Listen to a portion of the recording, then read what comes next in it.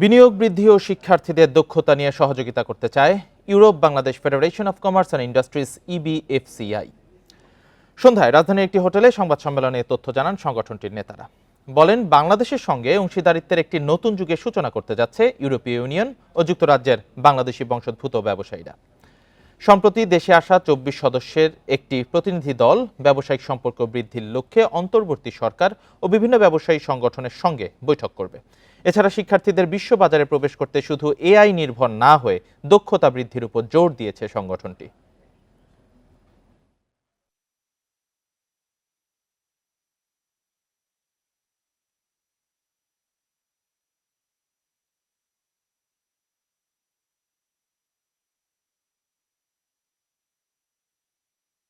ওয়ার্ল্ডের সবাই ইনভেস্ট করে, কিন্তু আমরা ফার্স্ট প্রায়োরিটি থাকবে আমার দেশের মানুষের, এই দেশের জন্য।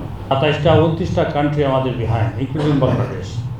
সো ইনশাল্লাহ we can do something together.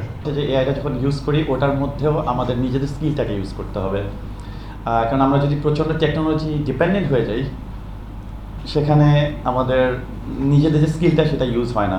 So এই মাল্টি সেক্টর ইউসেজটা ভেরি ভেরি ইম্পর্ট্যান্ট।